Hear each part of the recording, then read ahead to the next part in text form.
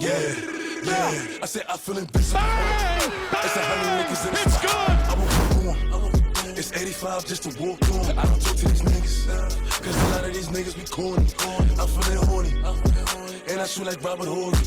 I'm on this percolated shit. I got a percolated bitch. I give it a Yo, what's up you guys? Welcome back to Second Take. It's Vishwa here, and today we're back with a player whose career got off to a terrific start but has taken a downturn as of 2 years ago, and yes, that marks the time where he got traded from the Dallas Mavericks to the New York Knicks, and from that clue you probably figured out that that player is none other than Dennis Smith Jr. As most of you guys know, Smith has recently made a surprise request for the opportunity to participate in the NBA's G League bubble for the Westchester Knicks, the G League team of the New York Knicks, and that's where in today's video I'm going to be talking about Smith Jr.'s career as a whole, starting from out of college, his first years in Dallas, then how his career took a turn in the wrong direction with the New York Knicks. I'll also be discussing a common correlation that's been occurring with the Knicks organization themselves as well. So without delay, please make sure to smash that like button and subscribe to the channel. I promise you will not regret it, and let's get straight into the video. As you guys see the scouting report, Dennis Smith Jr. was seen as one of the most explosive players of the 2017 NBA draft class with star potential as well. He was an elite athlete with a lot of driving ability and ability to change direction, and he was at his best in transition, where he could both attack the rim and distribute to open shooters. Finally, he also had a promising three-point shot, and apparently if he could really develop a consistent jumper, he could blossom into a star caliber player. He was also an effective defender as he had active hands. He did have some weaknesses, such as having one of the lowest motors in the draft class, poor shot selection, and some common mental lapses. He was also coming off an ACL tear in his senior year, which did present some risks, and when looking at his college career, Smith had a terrific lone season there, averaging 18 points, 6 assists, 4 rebounds, and 2 steals, even though he had more than 3 turnovers a game. He shot a decent 45% from the field and 36% from 3. His NBA comparison was seen as a combination of Baron Davis, Steve Francis, and Eric Bledsoe. Some would even go as far as comparing him to Russell Westbrook. When declaring for the 2017 NBA draft, many were surprised he slipped to the 9th pick to the Mavs, as many thought it was a pretty big steal for the team, when in fact the team did miss out on guys like Michael Porter Jr. and Shai Gilgeous-Alexander. Now we'll transition to Smith's career with Dallas. Dallas drafted him to lead the team as they were getting ready for years without the legend Dirk Nowitzki as he was aging. His rookie season saw him have the best season of his career as he averaged 15 points, 5 assists, 4 boards, and a steal. His second and third years, Smith would have decent stats, slightly less than his rookie season, but then the Dallas organization started to give up on Smith due to a few reasons. It was even from the start, as the scouting report on Smith's fit in Dallas stated that he never actually had a future in Dallas. For starters, Rick Carlisle does have a knack for preferring more cerebral players with high IQ, as they did draft Luka Doncic in 2019, who we'll get to in a bit later. Smith did not fit this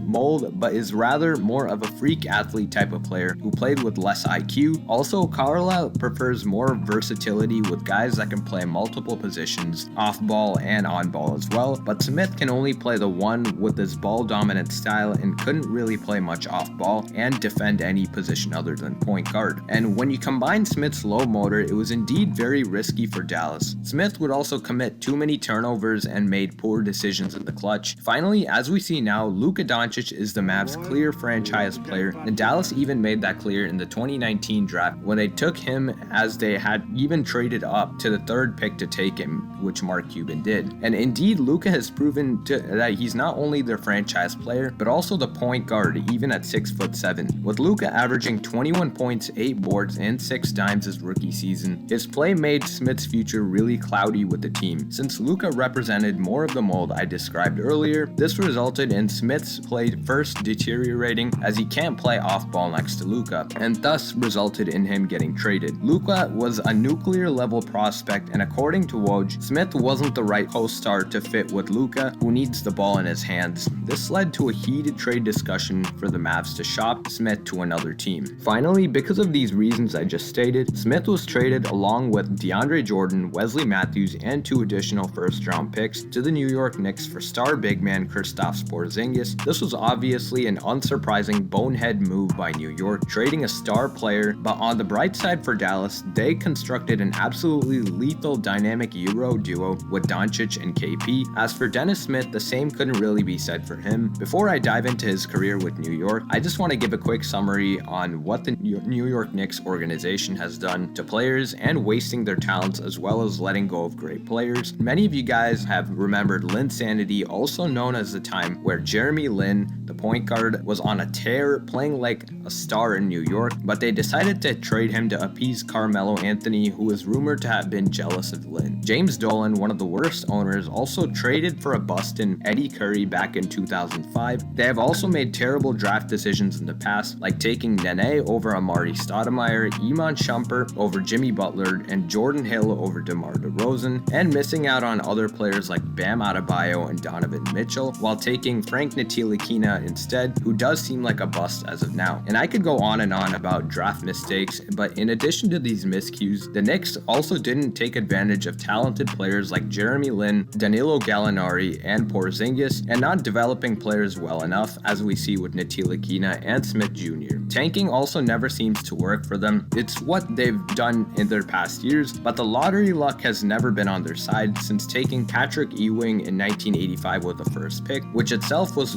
proven to be rigged as well. They couldn't get the first pick to take Zion Williamson in 2019 and have only gotten picks 6 through 10 with guys like Ntilikina and currently Obi Toppin. But as Saf described in his video, the Knicks do seem to be cooking something up with guys like RJ Barrett, Julius Randle, Emmanuel Quickley, and Mitchell Robinson under a good coach Tom Thibodeau. But there are a lot of reasons why Smith never found a home in New York. It was already a tough situation for Smith to be in New York when he arrived there. He did put up a promising 15 points and 5 assists a game in his partial 2018-19 season with the team as he was traded at the trade deadline, but the year after that is where his career took a heavy downturn. You'd only managed to put up 5.5 points and 3 assists a game the season after, which is due to a lot of reasons. Number one, like I said before, the Knicks have always proved their inability to develop young talent throughout pretty much every single year, so Smith never got to develop properly as he had mediocre coaches like Jeff Hornacek, Mike Miller, and David Fizdale, which is a problem they have had as well. They never really got to find a good coach to lead their team. Hopefully that works out for them in Tom Thibodeau. Secondly, even now, the Knicks have pretty much stacked their team with point guards like Trey Burke in 2019, Elfrid Payton, Frank Ntilikina, Austin Rivers, and currently the impressive emerging rookie Emmanuel Quickley. The fact that Elfrid Payton and Austin Rivers are veterans who need to be on the floor to lead the Knicks, and Quickley's impressive start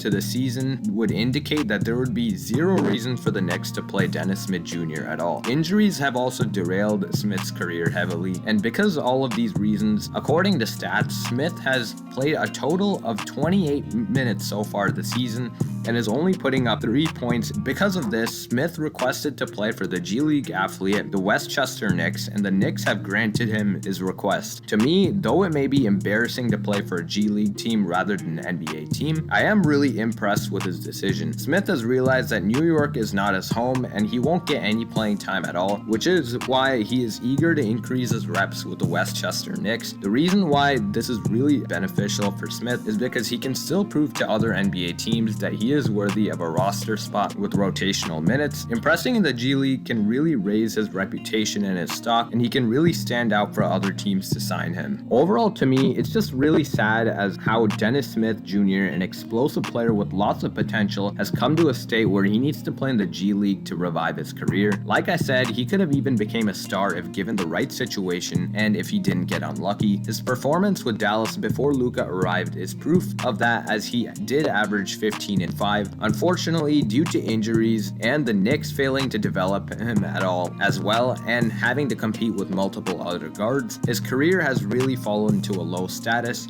Similar to Mo Bamba, a video I covered earlier, I don't think Smith Jr. is a bust, and he can definitely revive his career if given the opportunity. Hopefully, dominating in the G League can help him fulfill the goal of getting good minutes on a roster, as he can still provide a lot of value for teams. He's a really explosive athlete who did throw down some acrobatic dunks and a well-rounded two-way player at best. And that's going to cap it off. I personally feel really bad for Dennis Smith Jr. and wish him nothing but the best to revive a career that actually got off to a hot start before some unfortunate events occurred. Comment down below what you think went wrong with Smith Jr.'s career and if he still has value in the league. Also, let us know some other ideas you want to see us present. With that being said, please smash that like button if you enjoyed and subscribe to the channel if you haven't already. Thank you guys for watching and peace.